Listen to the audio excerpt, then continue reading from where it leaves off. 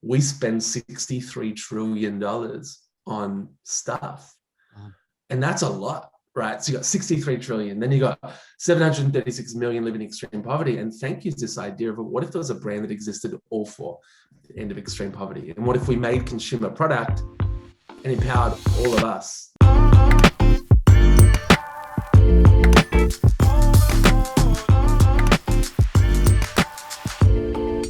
Hey, welcome everybody to the Socality show. Scott, how are you doing today? Zach, I am so good. I'm so excited to see you on the other side of the screen. I was going to say you look good, and you look good. I always say that every week. Thank you so much. I look forward to this bi-weekly confidence boost. Gets me every time. Now, that is a super fly shirt. I think, is that the one you were wearing during the Rory Kramer workshop a little while back? It is. I wore this during the Rory Kramer workshop a couple weeks back, and the weather's warming up here in Alberta. The sun is out, the snow is gone, and I figured I'm just going to do everything I can to jump into spring. But you like it? Oh, I love it. It's got that Jimmy Buffett, Alan Jackson, 5 o'clock somewhere vibe, and you can never underestimate the momentum of a good t-shirt. I hate the fact that you've just compared my shirt to Alan Jackson, but thank you. Alan Jackson is the man. Come on. That's kind of depressing to me. That's so not what I was going for. But the shirt is actually from Australia, where our guest today is from. And so I'm also wearing it in honor of him, Daniel Flynn, who is an Australian, and he is leading an incredible org, making a difference. So we're excited to talk to Daniel. I met Daniel in Australia several years ago. And Zach, I used to live in Australia, you know. You did. I know you've got some good memories over there. And I'm really looking forward to this conversation today with Daniel. I was watching some of the videos that have been made about Thankyou, and it's a truly inspiring story. So I can't wait to open this up to our audience today. Totally. And one thing I'm excited about is to introduce Thankyou to our North American audience. And, you know, we work with so many great partners, but it's awesome to introduce an org that's doing awesome things. And so people are going to love them, and they have a plan to overtake the earth and make a difference. So I'm really looking forward to that. And so, yeah, Zach, what else is happening in your life? Nothing. I've sat at this desk since the last time we did one of these shows. I haven't left this room. My assistant just slips meals under the door. I like that. I sleep until the next Socality show starts. Wow. I hope you're not in prison. I hope you are a free man. I don't know. Yeah, no, that sounds like prison to me. Yeah, I mean, I don't think under the door. Meals under the door. You can't leave the room, but I don't think, at least most people in prison don't get to hop on a Zoom call with Scott Backen once every 2 weeks. Well, there you go. I would say I've got it better than them. Now, I've got to know, you lived in Australia. You're now living in Calgary. What do you miss the most? Oh, hands down, the weather. Like, do you know what I'm saying? Like, bless Alberta. Blessed. It's beautiful. The mountains are insane. We love it. It's glorious. But the weather in Australia is insanely warm. Like, I mean, when you can just, even in the winter, when you wake up and you're just wearing shorts and a tee, and the sun comes out, and it's warm and it's hot, and just those warm, you know, those warm nights when it's like 10 o'clock, 11 o'clock at night, and it's just warm outside, and you're sitting outside in a tank top, and just eating Thai food, and just, it's an amazing life. It's just so good. So the weather, besides the people and all those things, the beaches, but the weather, just the way the weather accommodates that outdoor lifestyle. I miss that, because in Canada, as soon as it's warm, everyone goes outside. But for 6 months, we're hibernating like bears, eating lasagna, watching The Bachelor. So that is exactly what bears do all winter. They watch The Bachelor. Eating lasagna underground. I think that's exactly what happens.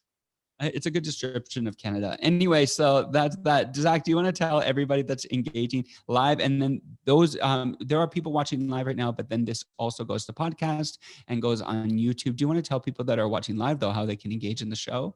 Yeah, totally. If you're listening back later on YouTube or podcast, we are so glad you're joining us. And if you would like to join live in the future, the reason we have a live audience is because we want you to help direct the show. Scott and I love hosting, but we love hosting with you even more.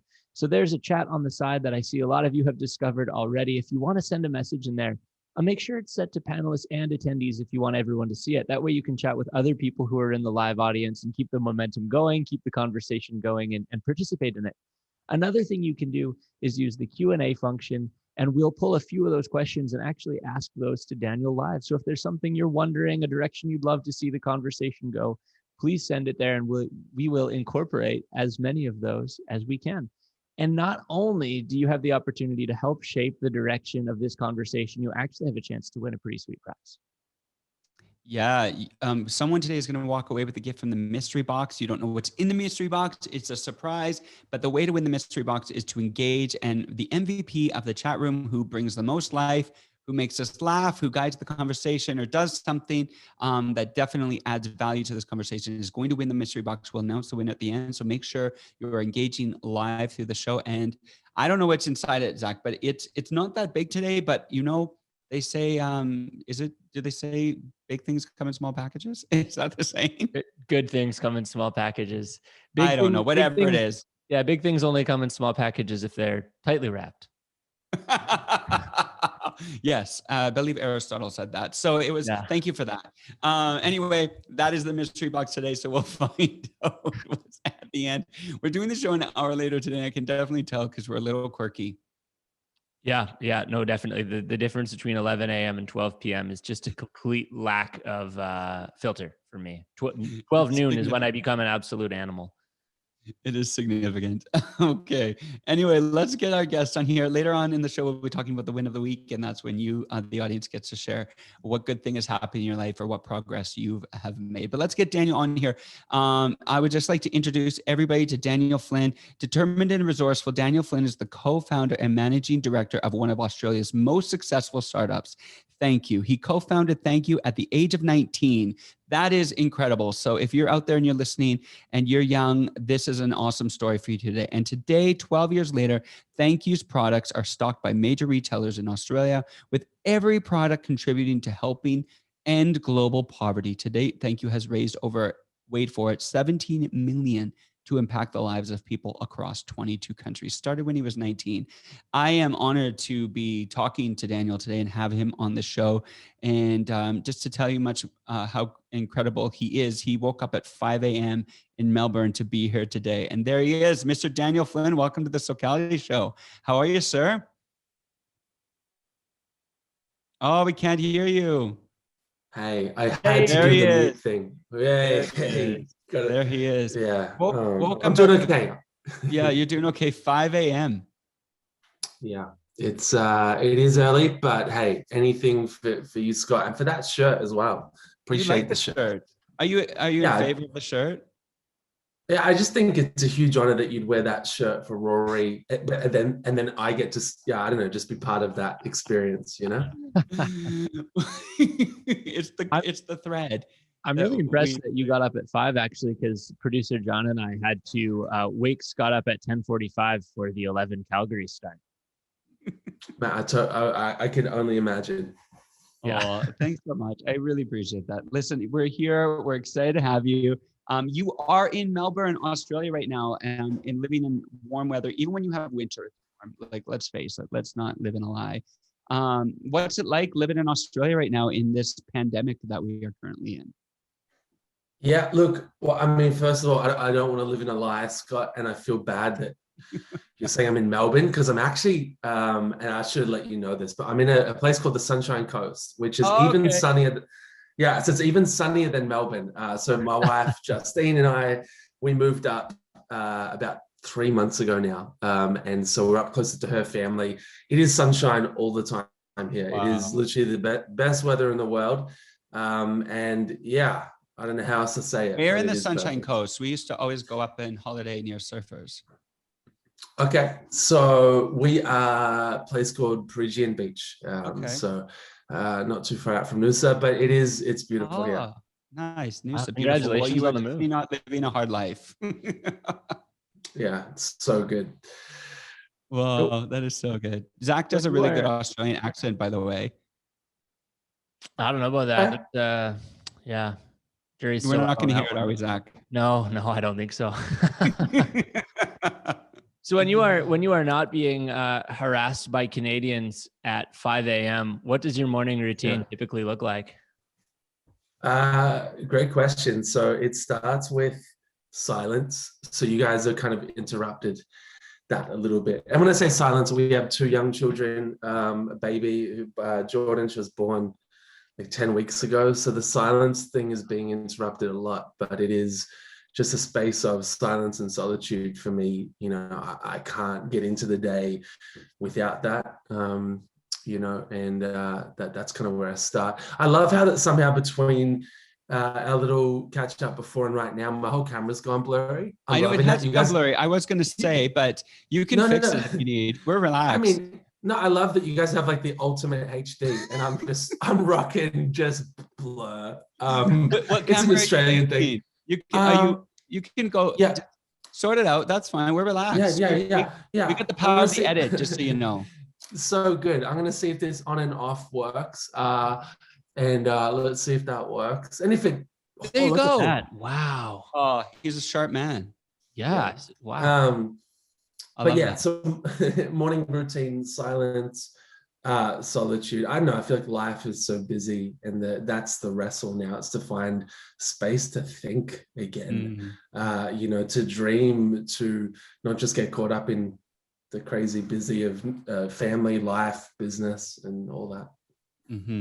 I totally hear that. I have got 2 kids myself, so it's definitely, as a father, especially during this time, finding that peace or that calmness so you can function is really challenging.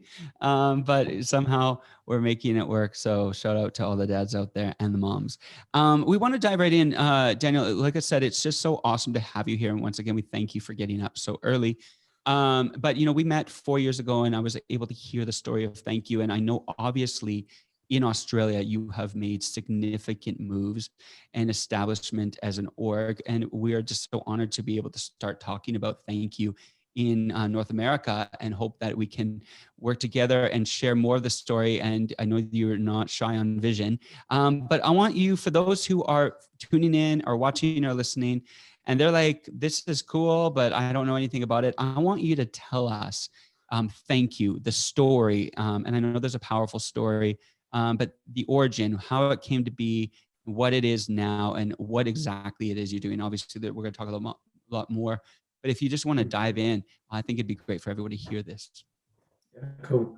Well, thanks so much for just, I don't know, connecting with us, Scott, because I think this is how stories spread, right? People to people to people. And our story is really simple. It's built around this one idea that we live in one world that has 2 extremes. And in 2008, you know, I feel like I really saw this for the first time. And the 2 extremes are, one, extreme poverty. So 736 million people who are living in extreme poverty. Now, I think we all know that exists. For me, I had a moment in front of my computer, literally just sitting here, and I was crying. And I was crying because I was watching stories of kids who didn't have access to water, but they were talking about losing their brothers, their sisters. Still waking up. You know, their siblings to waterborne disease. And for me, I think the tears flowed. I was moved by their story, but I had also become numb to that whole thing of like extreme poverty. I'd sponsored a child. I was kind of numb to it, you know, but in this moment, I considered, what if that was me? And I thought about my sisters, Jess and Mel, and I thought, imagine them dying from the water I was collecting them. And it did something. And I was looking at the world water crisis, and I was also looking at at the time, the bottled water industry. At the time, I think we're spending $50 billion globally on bottled water. Today, it's $140 billion. But if we zoom out a layer, the other extreme in our world is consumerism. We spend $63 trillion on stuff. Wow. And that's a lot, right? So you got 63 trillion, then you got 736 million living in extreme poverty. And Thankyou's this idea of, what if there was a brand that existed all for the end of extreme poverty? And what if we made consumer product and empowered all of us, the people, to help end this injustice? And in 2008, it started very small, very simple, one product. In fact, we started in the water category. Today, we have over 50 products. Our kind of lead product, I would say, is like a hand wash, body wash range. It's become the number 1 hand wash in Australian grocery and all mainstream retail. You know, body scrubs and face scrubs, and it kind of goes on. But the simple idea is that these products exist all for the end of extreme poverty. You mentioned it before. We'd raised $17 million profit that we've distributed to our partners in over 30 countries. And we think this is just the beginning, in part because it only exists in Australia and New Zealand, which is two of the smallest countries on the planet, but also because there is a secret laid behind Thankyou. That isn't really a secret, but we'll call it that. And it's the power of people. Now, I think we all know people have power, but this is a story that just shouldn't exist. I mean, we compete against the biggest product companies on the planet every day in mainstream retail. We have the highest loyalty, in some categories, the highest sales, the number one, seller, over a 6-year period. And it's because, the combination of us as humans, and we can create some extraordinary things. And I'll give you just a quick example of the flavor of when I say people behind Thankyou. We can dive into more later, but 5 years into our story, we'd really struggled to get Thankyou into mainstream retail. So we had cool boutiques and outlets stocking the product, but we couldn't get in. Justine, who is my co-founder, also wife, we got married through the whole process, and it's been pretty special. She traveled to developing countries from about the age of 12. She should probably be on this right now, not me. She is fast asleep, but she's the real deal. I'd watched a video. She traveled, she'd experienced poverty firsthand in parts of Indonesia, and she wanted to grow up and use her passion for business to kind of help end this injustice. And we were so frustrated 5 years in because no major retailer took it seriously. And it's but this idea isn't about us or a brand. This should change the world. And so we kind of flipped the system. We launched a video on YouTube, Facebook. We said, hey, everybody, 2 weeks from today, we're presenting to the 2 biggest retailers in Australia. And if you've traveled here before, we have 2 supermarkets called Coles and Woolworths. They have a monopoly, technically a duopoly, and they run the country. And for 5 years, they said no. And this video was a call out to the people. We said 2 weeks from today, we're presenting to Coles and Woolworths, and we need you to voice your support. And people started getting creative. They sung, danced, rapped, uploaded those videos onto the Facebook pages of Coles and Woolworths. And this thing went crazy. And media covered the story.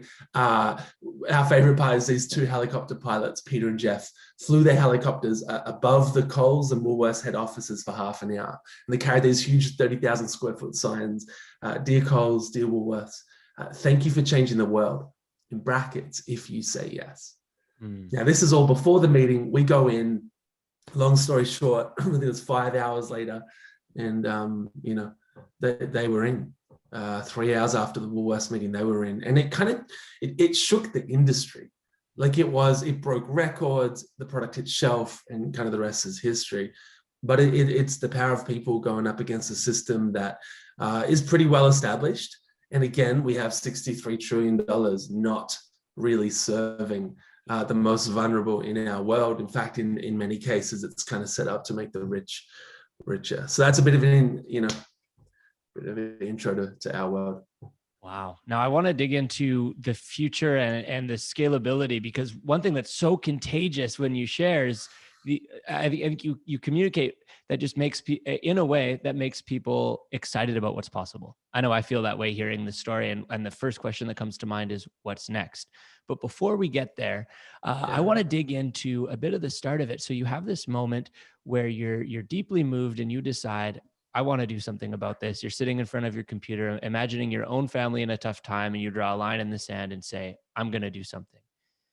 And you end up doing that in the bottled water industry, and then moving on into all sorts of products. What experience did you have at that point? Did you already have a water company? Did you already have a personal care company? Or is that something you had to build on the way? When you had that moment, what did you have? We had, in one sense, we had nothing. And on reflection, I sounds cliche, but I think we had everything. Right. So we had this naivety, this belief, this how hard would that be?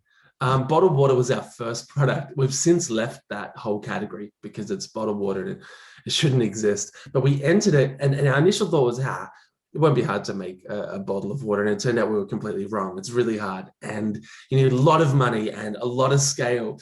But like to kind of take you into the room, the first few meetings, we were 19, 20, 21, and Jared's, I think he's 20, Justine's 21. I kind of married up a little bit, and we were in these meetings and we had no idea.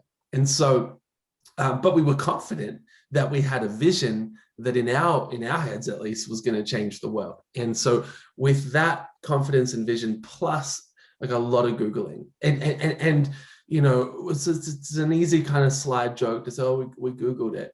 But to this day, 12 years in, if you checked my Google results, you'd be like, oh, he's literally still Googling everything, right? And it's amazing what you can learn. You know, when we talk about the future, there's some stuff that we're getting into at Thankyou that was completely new to us, and we just start researching. And I think one of the secret weapons to any vision and idea is learning. And it sounds so boring, and so it doesn't sound like a weapon, but it is if you are willing to listen and learn. And so I would just catch up with people that have been in business, be like, oh, cool. So how did you do that? And and where do you register the company? You know, like, and just listen and ask really practical steps. Our first pitch it was the largest distributor of beverages in our country. Now we shouldn't be in the room.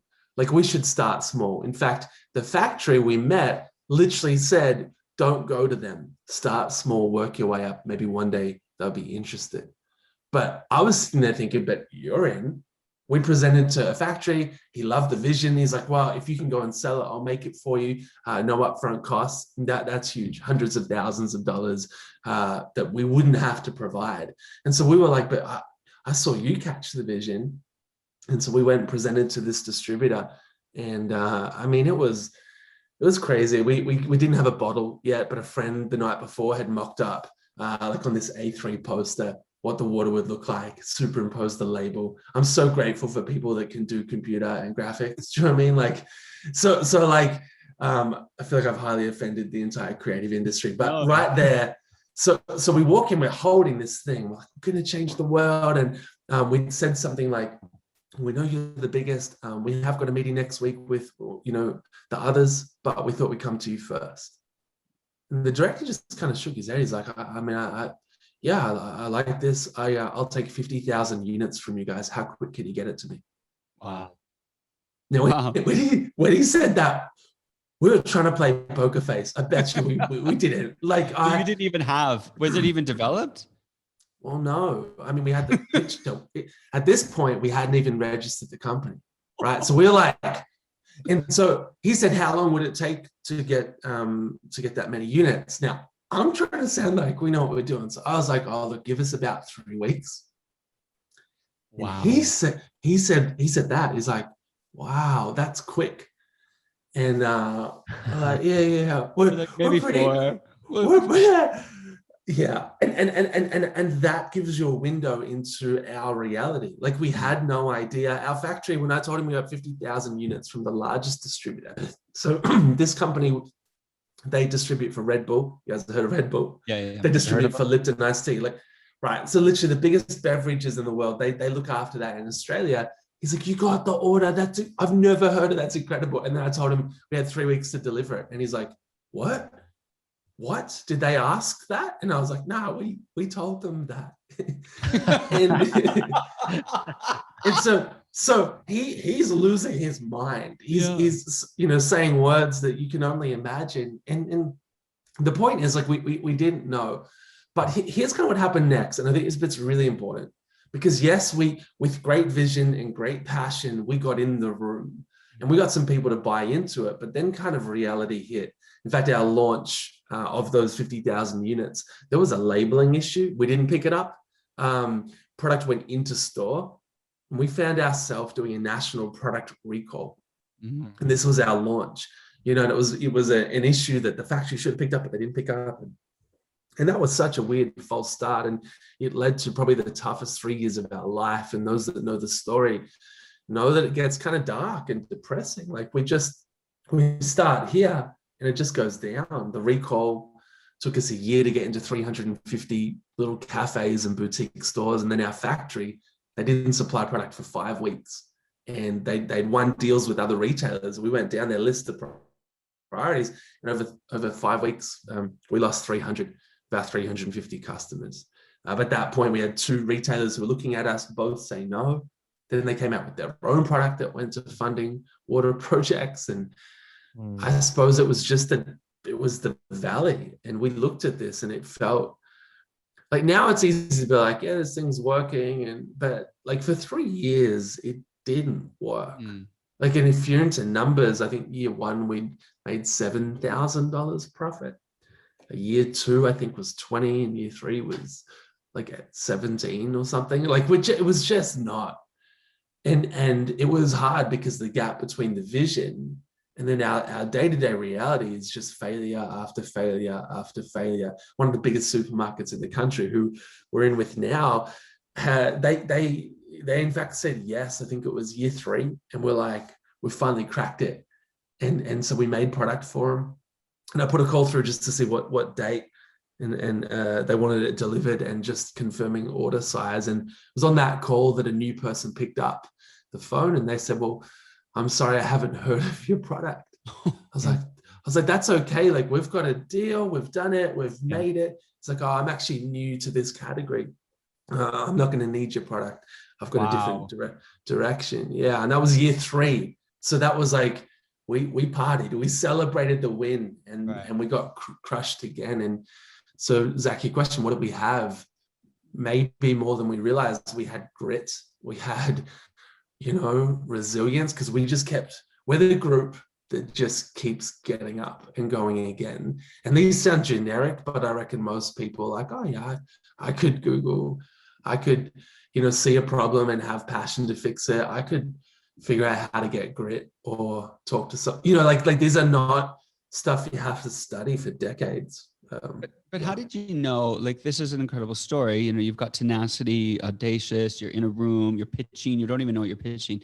Where's the line where you think where this is working or this is going to work? Like, you 3 years in, you face this. Do you actually go, maybe we're in over our heads, maybe we're crazy, or no, we're onto something, keep going? Like, what is inside of you that's directing you to move forward?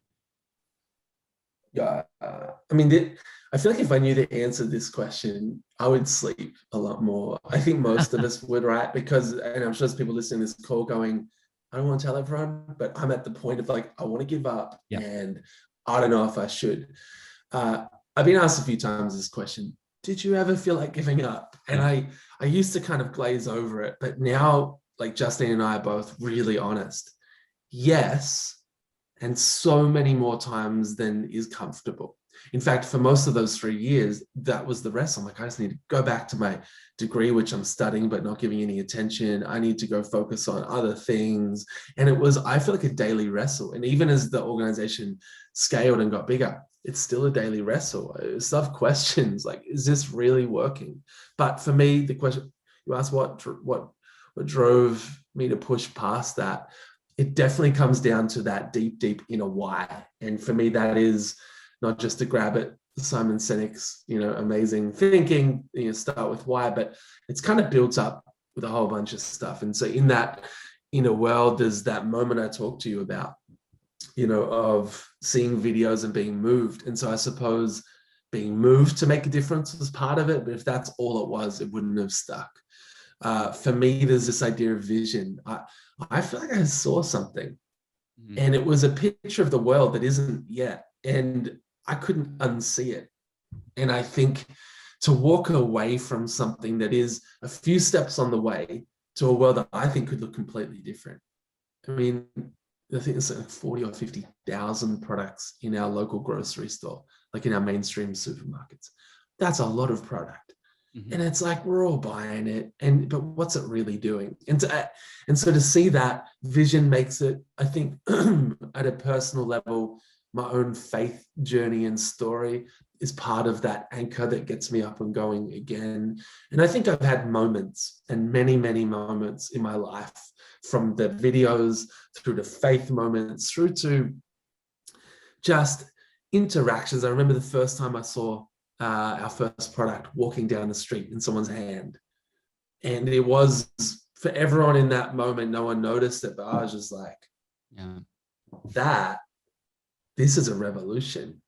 And like, you build that together, and then you face the wall of like, I want to quit today. Sure. But then you look at this, and then you look at the quit thing, and it is a wrestle. And the final point in that is you've got to know why you're doing what you're doing. It has to go deep. It has to go really deep, but then also you need people around you.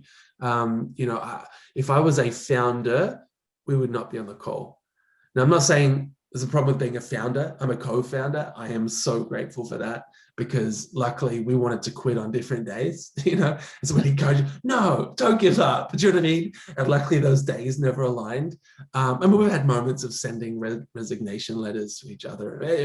But the point is, don't walk it alone, and then have good people who can call you out. And this is the whole idea of mentoring, but really people who can call a blind spot out. And one of the best pieces of advice I got early on, in fact, it was during the 3 years, I was venting to this business guy. I'm like, so the retailers copied us. And then I didn't tell you, we had a distribution company in Sydney we launched with. They went bankrupt. So we're like, I'm listing off all the issues. And I'm expecting this like pity party, like hug.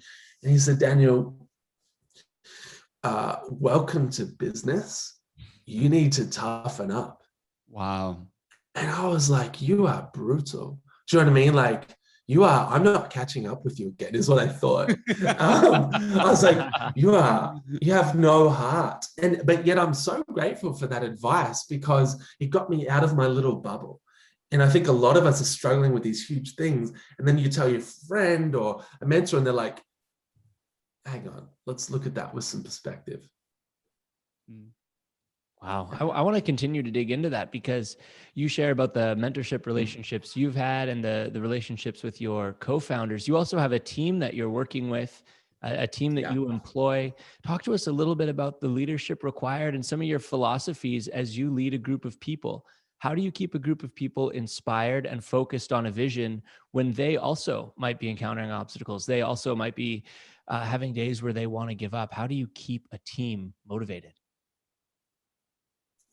It's a great question, and I feel like I'm a young leader in that respect. I feel like if I got to answer this question in like 40 years, we'd all be like, wow, that's impressive. I think right now the secret for me is just being to be very transparent, open with my own journey of things not going to plan, but finding a way forward. And rather than sort of painting this beautiful picture like, hey, I've got it all together up here. How you doing? Like that's just, and so it is for me, it's a sense of we're in this together, we are walking together, and I will be transparent, and maybe I'll overshare. I'm probably a little bit of an oversharer, but I will. And people over the years have been like, man, I felt like I was in the room with you, or I felt like you really took me in. And I think one of the great fears of any leader is like, but if I let people in on my weaknesses, if I let people in on what's failing and not working, will they leave? And it is a wrestle I had. And to be honest, I even had people say, don't do it. Like a little bit of vulnerability, sure, but not too much. And my challenge to that is like, yes, we can create the filtered life. I mean, this is what we do, right? Instagram, all that. We can create the filtered life, but I think people follow authenticity. So I'd say let people in behind the filter. Let them see and be. We are human. Let's be human together. Vision matters. There's I think an old proverb that says, without vision, the people perish. Now, I've seen that at Thankyou. When we don't have vision, when we're not we just start kind of, maybe we're infighting, or we're just debating about random stuff that doesn't matter. So vision is so important. And I think my role, one of my key roles, in fact, at the moment, my title, which I'm starting 50-50 on this title, but it's Chief Visionary. And look, it is inspired by, I think Simon Sinek wrote a great book and he's written many, but he talks about the role of a CEO is really the chief visionary officer. So I've kind of changed the title in line with that, but it also just reminds me, hey, vision matters. And that's why silence and solitude matters, because, I can't be the guy who's just the busiest running around from meeting to meeting, podcast to podcast. And I'm just like, everything's hectic and I don't know where we're going. Just do your job. I'm always trying to bring us back to where we're heading. And then I would say learning is, we've talked about it a little bit, but if you can create a culture of learning, not just from you, but everyone in your organization, you'll be unstoppable. Because when you are stoppable, the right Google, the right book, the right person will help you see a different perspective and you will find a way forward. Thank you. As a team, we definitely don't have it all together. The odds are 100% stacked against us in every front. I look at the competitors, their teams are in the thousands, we're in the tens. Their budgets are in the hundreds of millions and ours aren't. And I used to see that as a weakness, but man, there's something about getting in a room with people and being like, this on paper doesn't work. Yeah. There is no way that, technically we should win, but what if we could? Mm-hmm. And that little question is something that I kind of hold sacred. You don't want to overuse but what if we could? It gets annoying. But I do think, the right use of, but what if we could? And that's the vision painting.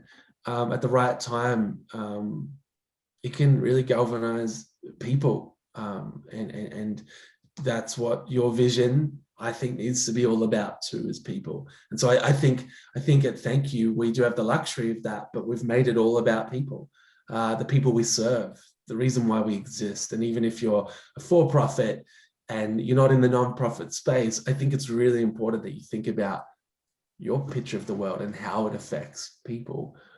Scott, even when I met you, yes, we touched a bit on photography, but you talked more about this community than you did about your work. And then I found your work and then I was like, man, work's incredible.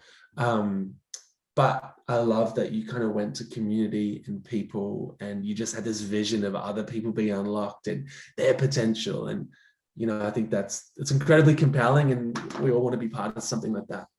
For sure. And thank you for saying that. And I think one thing I'm inspired by hearing you, first of all, I wish that we could access Thankyou in Canada. And I know we will soon, because you guys are visionaries. And, this is why I'm so excited for everyone to be hearing about Thankyou and where you're at. So we've heard about the frustrating 3 years. And so what year are you in by now, by the way? We're in year 12. So this is like we need 2 hours left on this podcast. For sure. No, and I know that we're going to talk about COVID and how actually it totally pushed you guys out even more. But where did it break? And for people listening, when Daniel says Coles and Woolworths, it's like in America or Canada, like Safeway and Sobeys or Kroger or whatever your big grocery stores are, saying yes to this product and then putting you in across the country. This is not small. This is significant. And so it's a huge win to go from this battle and these frustrations and these ups and downs to all of a sudden massive distribution, because then that just means more product, which means more impact. So talk about, fast forward for us, just fast forward down the track. What happened to Thankyou? Where are you at? We'll talk about this large impact that you are now experiencing. For those who don't know, where are you currently at as in Australia and New Zealand? Yeah. So look, the jump from there after Coles and Woolworths campaign, real quickly, sales went crazy, it's working. And so then we launched another video on YouTube. We're like, hey, everybody, so it's working, but we have one problem. And the problem is the model of Thankyou is completely flawed. And it was from the start and we knew it. And the flaw is that whilst we commit all of our profits, right, to the end of extreme poverty, we have no investors and we have no shareholders. So founders don't get equity. We got no people putting money in. And so that's cool because we can make a claim that we exist all for, but it's really tough to scale. And it's tough to take this idea further, but we dream of Thankyou in more countries, in more categories. And so we launched a crowdfunding campaign. We called it Chapter 1. Scott, I think I might have given you a book, but essentially we wrote this book, Chapter 1, and we said 100% of the profit from this book will fund Chapter 2, the future of Thankyou. Buy the book, fund the future. And we set a goal of $1.2 million that we wanted to raise from the book. In Australia, a best-selling book's makes about $50,000 if it's doing very well. We're selling about 5,000 copies technically to be a bestseller. So we knew we're kind of heading into a tough category, but we also knew the power of people, and it worked. I think in the first 2 hours, we raised 360,000. In the first 28 days, we hit 1.44 million raised from the book, which is crazy. And it was like real people buying into it. We launched the book with a pay what you want price, right? So there's no retail price for the book. And about 4 or 5 years later, we put one online now, but we had people paying like 5 and 10 cents, so like a few pennies, which is disappointing, but we let them. We have more, yeah. But then we also played this out, and we had people paying 5,000, 10,000. The most came a year into this launch, $50,000 for one copy. A lady named Jane, and that's the power of people. And so the book kind of, I mean, it helped us raise money to go to New Zealand, to go into another category, into the baby category. But it really showed us, hey, people want this. Let's take it further. And so that chapter 1 kind of took us to that level. And then fast forward to COVID. Oh, it was the year that changed the world. Yeah, talk to us a bit about that. Talk to us about what happened in COVID. Yeah, I mean, straight away, supply chain fell apart. So in Australia and really the world, this happened. But, to give you a measure, I think in March and in April, we were at 40 and 50% production of our normal sales value. So we can't get lids, fragrance is stuck in Italy. It is an absolute mess, and we were not alone. At the same time, what people didn't know is we went through our crisis the month before in February. I mean, we'd had huge financial challenges. We were at the weakest point in 12 years history, running to our first financial loss. So it was going to be a huge loss. We'd never done it before. It was we were pretty upset come February. Come March, it goes from bad to worse. April, it's all looking over, which sucks. But sales went up. So sales went up when the hand wash and hand sanitizer business. So sales are up 5 times, 10 times. We couldn't produce, but I mean, our team are problem solvers, and I suppose we don't know what we don't know. They called suppliers all around the world. We ended up getting suppliers outside of Australia to supply Australia. We found ways to get through, and within the space of a few weeks, went from not being able to make product to being able to make enough product to supply every major retailer and the Australian government for many of their health facilities for the hospitals around the country. So we went from a financial loss to literally 2 months later, our biggest profit in 12 years. We made over $10 million that we were able to distribute to our partners. And for context, it had been like 12 years and we'd raised 7 million in the space of a few months, a further 10. Wow. So COVID was like, wow. But it really showed Thankyou play out at scale, because at a time when, to be honest, charities are in a tailspin. People aren't donating as much anymore. Governments are pulling out of countries, and they're working ending extreme poverty. And so you had a whole sector in free fall, but then you had Thankyou making more money than ever because we're all panic buying sanitizer. and literally, by the way, it was billions and billions of dollars of sanitizer that got bought in that little window. Yeah, wow. Thankyou, in this little country in Australia and New Zealand, we were able to get $10 million out. And that's the power of the model. And so then we had this thought, what if we scaled it? We always dreamed of scaling it, but what if we did it now? Pandemic is not a great time to do it, but we kind of felt like the world needs this now. And so we launched a video on YouTube, Facebook. It's called No Small Plan. And this video was a call out to the world. And it was also a challenge to 2 of the biggest product companies on the planet. If you know P&G and Unilever, they are kind of, they run the world in a sense. They 60, $70 billion companies, and they own many brands. We've watched them for years, and, they've made some great changes in supply chain, and, they talk a lot about purpose. And so in this video, No Small Plan, we tell everyone, hey, we made a lot of money here in Australia and New Zealand, and we had an idea to take this to the world today. And on the day we launched No Small Plan, we sent 2 26-foot glass trucks, one to Cincinnati, to P&G's head office, one to London, Unilever's head office, with a big crate in it that said, this is an invitation to change the world. And in it was a partnership agreement we'd worked on for over 2 years. See, 2 years earlier, we kind of dreamed up this idea of taking Thankyou to scale quickly. And the idea was, hey, instead of us competing with you, what if we partner with one of you? You can't own Thankyou, but you could make and distribute it through your factories and your existing distribution network. In fact, it would be the most efficient way for Thankyou to go to scale and the most profitable. And so we sent them the invitation. Then we asked people watching the video, could you post, tag them in, like just, if you're in, say you're in, tag them in. And that helped the stats real quick. Scott, I think we had media features. So media covered this story in over 38 countries. We had 800 media features. People posted in about 34 countries. Overall, when you do the kind of numbers, it was like 2.6 billion impressions from social and mainstream media. It's kind of a funny number, but Chapter 1 launch had, I think, 48 million. So it was a huge campaign for us and it got their attention. But in the video, we also said, hey, we're also inviting any other company. And there are many others at scale. If you want to look at this, we just want to find, not necessarily P&G and Unilever, that'd be cool, but anyone who's up for partnering with us. And it has led to, I hoped, 5 weeks. We, in fact, in the video said 5 weeks from today, we'll be posting who's in onto the largest digital billboard in the world, found in Times Square, New York City. Shout out to a great man there who's helped us put it up on the billboard. But 5 weeks later, we didn't announce, because 5 weeks later, we were in a very interesting position where we had not just those two, but companies all around the world saying, hey, what about us? We couldn't do the world, but we could do North America, or we could do Asia, or we could do Europe. And so we are now 6 months into negotiating how to partner with who. We're like, what is it? Oh, crap. Tomorrow, have a very, very big final meeting if that goes ahead. So we're in the middle of kind of No Small Plans vision and then it becoming a reality.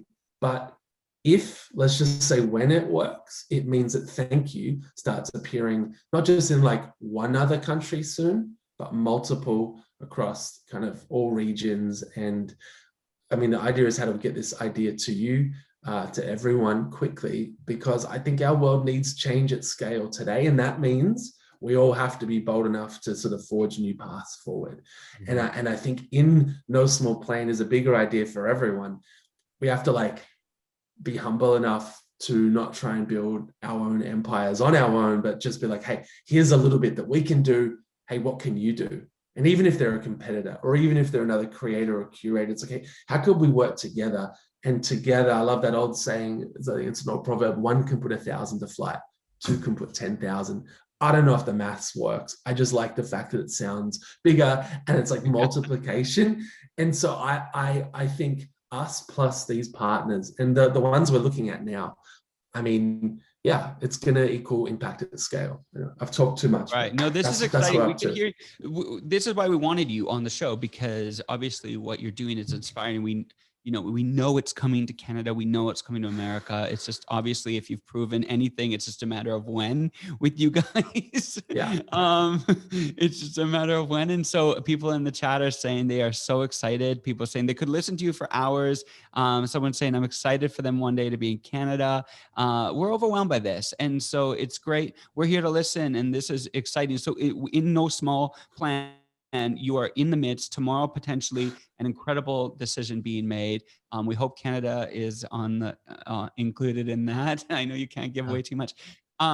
Zach, I don't know how you're feeling over there. I've had a chance to hear from Daniel, so I'm just pumped. I wonder if you have any more questions that you are burning inside of you. Yeah, I mean, so many, but there's one I want to ask right now. First of all, I'm so excited for you, and just know that our community is pulling for you in every way as you negotiate and work all this out. I'm excited for you. And I can feel the anticipation and the culmination of a lot of long days and long nights. And I honor that work. And I thank you for putting that work in for our global community. I think that's amazing. And I look forward to one day hearing a little bit of the nuts and bolts of how these decisions went. Obviously now that's stuff that's got to be talked about more generally, but I'd love to ask this question.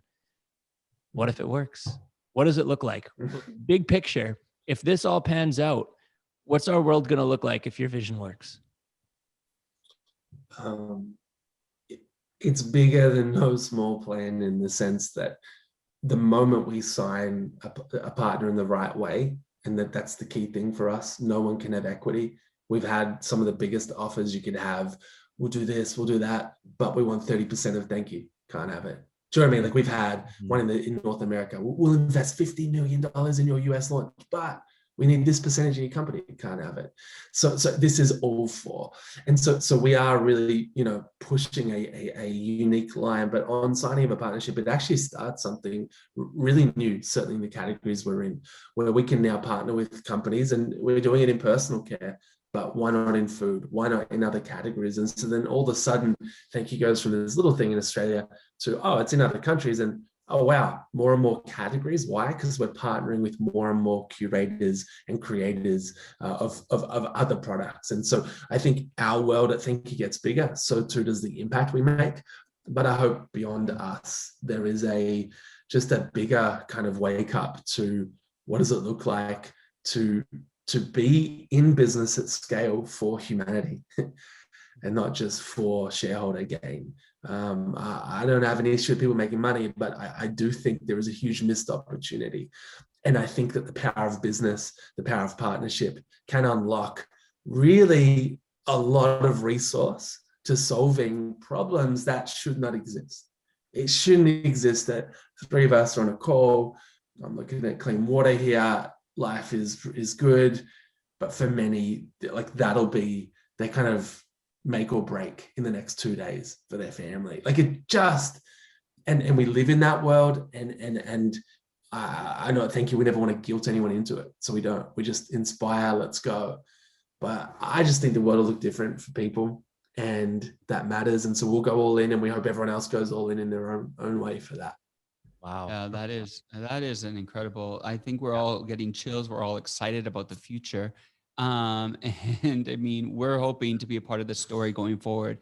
This is why we want to have you on, is because we know that this is just, like, for us, just a little intro, but we're hoping we see the long game here, and we want to be a part of this. We really, really do. And it just, when you're holding up the water, I think we all can't wrap our minds around it. And it's something that in some ways we don't want to face. We don't want to face that reality, because it means we have to do something, and doing something is really hard, and it sucks. It's not comfortable. And so I think this is a very good challenge with the no small plan.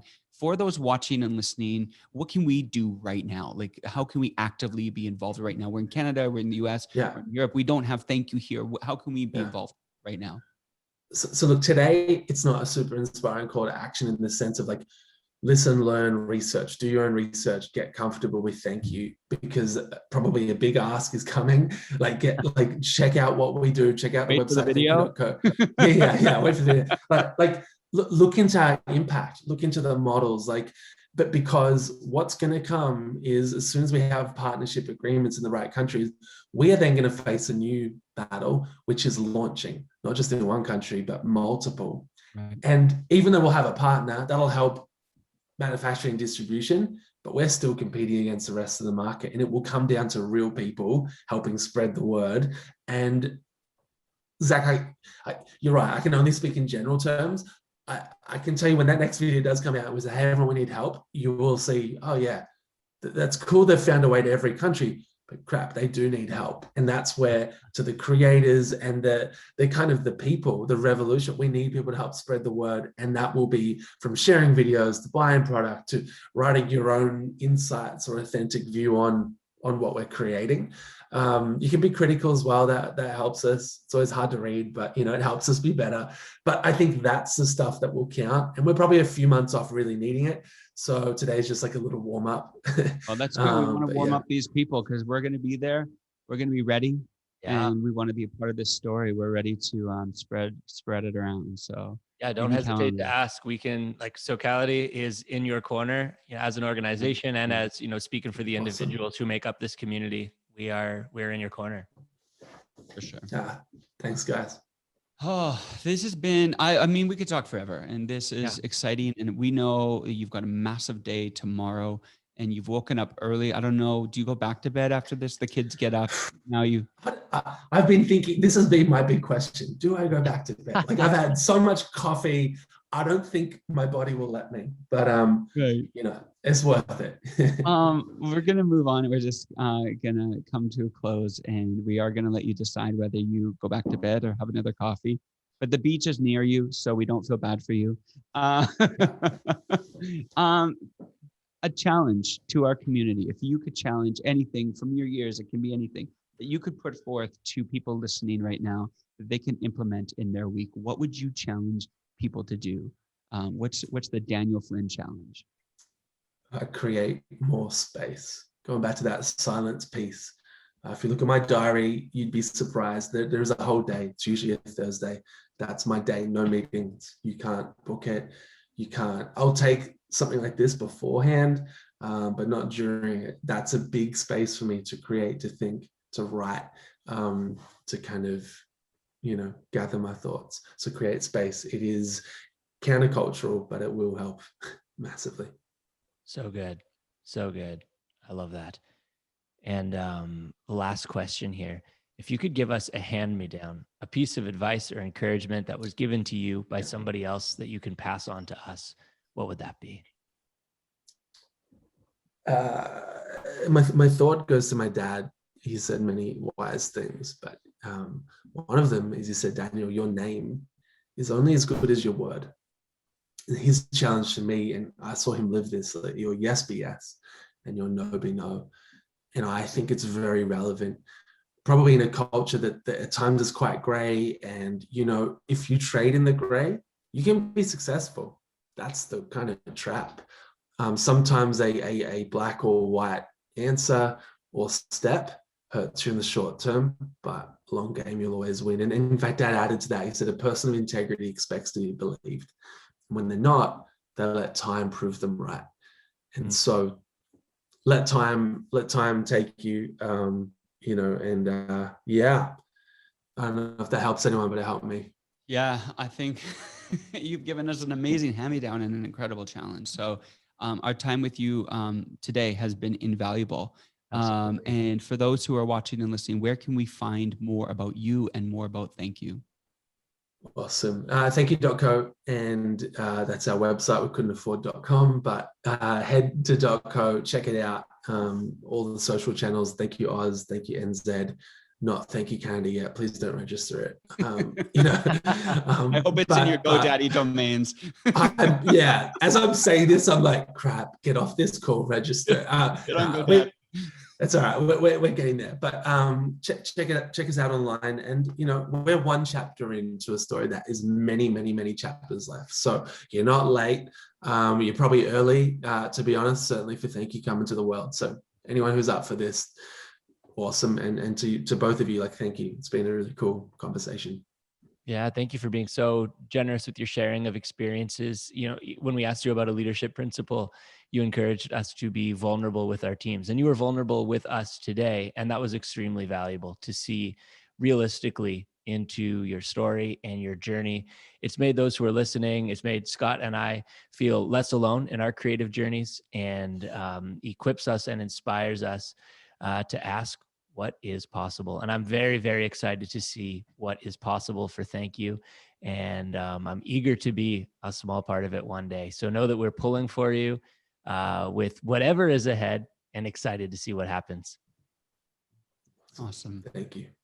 Thank you, Daniel. We're going to let you go. We still have about 5 minutes left of our show, and we're going to open the mystery box. We want to thank you to your wife for letting you get up so early, and we appreciate it. And we know this is the beginning of a great journey together.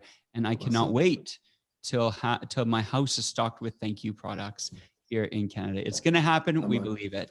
Thank you, Daniel. We'll be catching up with you again. Okay, thanks so much. Have a good rest of the day.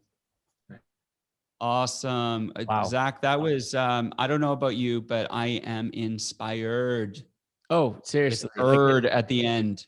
Yeah, no, like that was a full hour, and it felt like a big shame to cut it off at that. We could have gone for hours and hours more. Yeah. And you know, when we hear people like Daniel, what I'm excited about for Socality is that we get to be a part of this. They've got chapter 1, but this is chapter 2. And I want to get in on this. You know, I want to be introduced as a character in their story. How Socality and Scott and Zach and Emily and Seth and Jonathan and Chloe and all the people, Benji and Steven, people and Elisa, how can we all be, and anyone listening, how can we become players in a story where we together dream about what's possible when we collaborate, when we create, and when we choose to be different with the way we shop, because we see that it actually leads to change. And when I see that glass of water that he held up, I am personally challenged with my comfortableness in my life, which is a comfortable life. And you have to force yourself to think. There are people right now that are literally between life and death when it comes to their water. And so these are issues that demand quick attention. And so I'm thankful for people like Daniel making things up, in going into rooms in front of CEOs and pretending like he knows what he's talking about because he believes in the vision. And I think we need to have more audacious people like that in our world. And we're for him, we're in his corner. I'm excited. So yeah. And in the meantime, I think something we can all take from Daniel's stories, ask hard questions. There are a lot of things that are assumed about our world being the way it is, but he asks a hard question. Does it need to be that way? Could it be different? What would it take? And we will each have a different area of passion, and where our frustration or disappointment meets your skill set or interest is probably a great place to find some purpose. And something that disappointed and frustrated Daniel was seeing the extreme poverty that exists. And I think that's something that moves all of us. There may be another issue or injustice or frustration you have that just moves you and grieves you and frustrates you. And Daniel's skill set is very wide. It seems like one thing he's great at is figuring things out and inspiring people. So we saw where his frustration and his skill set overlapped to form a sense of purpose. And there may be a place, I think there is for every single one of us, where your frustration and your skill set are going to overlap, and you can do something very powerful, very valuable, something that gives life to the people around you when you lean into your frustration and your skill set. So keep your eyes open for that. Ask some good questions, friends. Oh, I love that, Zach. You're just bringing out the big guns today. I like that. We have so much fun. Listen, we're going to move into mystery box right away. We have our winner, but first we're going to move into win of the week. We're almost on the show. We're going to talk about the win of the week. Whatever your win of the week is, throw it in here. We want to hear what's going on in your life, what achievements you're making. I know it's April, springtime. Things are happening. I'm in the midst. I want you to think about your win of the week. I am doing two things: spring cleaning. Nice. So I'm out with the old and with the new. I'm just getting rid of stuff, it's got to be, I'm putting stuff up online to sell it, cleaning out, just minimalizing my life. It feels so good. And the second thing, I am tracking my calories on my MyFitnessPal. So I've gone hardcore now into like literally measuring everything that I am consuming into my body. And I am shocked to find out I was overeating. For my whole life. So now that I know that I am eating correctly, I'm still eating good, but wow, I was overeating. Huh. Well, that's really cool. Yeah. I realized like I can only have a little slice of cheese instead of a half a block. Oh yeah. No, don't tell me that. I'm like, whoa, I was eating a lot of fat.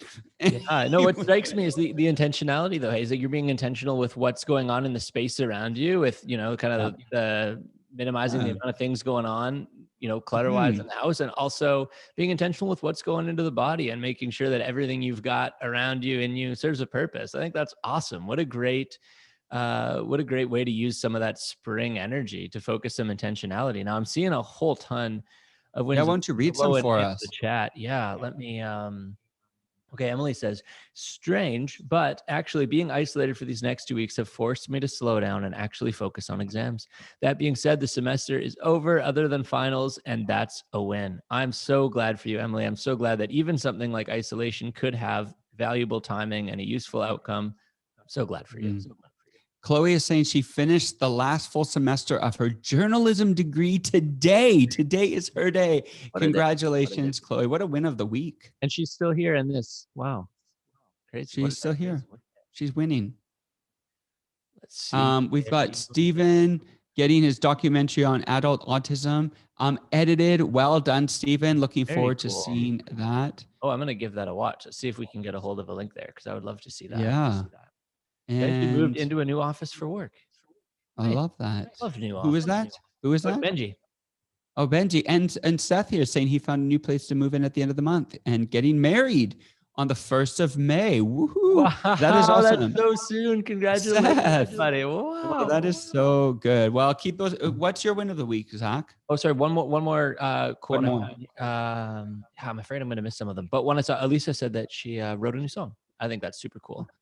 There you go. Maybe Love that. send if you have it recorded, send a link to the Socality Instagram. Send us a DM or something, and we can give that. Let's hear it. Let's hear the song. Yeah. Okay, Zach, what's your win of the week? Oh man, you think hosting the show, I would have thought of something profound, but it's the only thing popping into my head right now. So we're just gonna go with it. The other night, it was nice and sunny, so I barbecued myself a burger and I ate it outside. And coming out of a long winter, just eating a homemade burger outside, those little things, they go a long way. It was nice. What a win. You know what? We're here to celebrate the small and celebrate the big. That's Okay. Let's move into our mystery box and then we're going to end the show. And so first of all, I need the sound. I'm just going to open the mystery box. I told you it was small, but what is it? Great things, small things? Man, I always hit the wrong one. Hold on. Okay, do that. The Here, I'm problem with opening trying it to now. hit the soundboard with my foot is there we go. Wow. There it is. The winner of the mystery box is Emily. Emily, you are the winner of the mystery box, and you are winning a copy of Chapter 1, Daniel Flynn's book, which I have to tell you, this is insane because this is a really difficult book to get here in North America, and we are sending this to you. And one thing I like about it, how it's written like this. So you read it like this. Yeah. That's pretty cool. It's a different... Just like Thankyou is changing everything, they're changing the way we read. Well, and you know what? I bet if you're reading a book sideways like that, it increases the chances of someone in public asking you a question about it. I wonder if that was an intentional thing of like, let's not only make this book like a piece of education, it also might be a conversation starter. Yeah, I feel kind of like, a doctor coming out reading like flow charts. Check my file, but it's cool. So Chapter 1, this is for you, Emily, and for those keep up with Daniel Flynn there. So that is exciting. Hey, if you enjoyed the conversation today and you're enjoying more, if you're enjoying the conversation today and want more of this, make sure you hit like and subscribe on our YouTube channel to keep getting this content coming to you. Yeah, we've got plenty more coming. We thank you so much for joining us today, contributing in the chat, in the Q&A, for being a part of this, helping direct the conversation. We cannot wait to do it again soon. Not next Wednesday, but the one after, we will be live once again. We will be back. And you can also listen on Spotify and Apple Podcasts. Thank you so much for joining the show today. Thank you, Zach. We will see everybody later. And thank you to our guest, Daniel Flynn. See you guys. Everybody. Much love.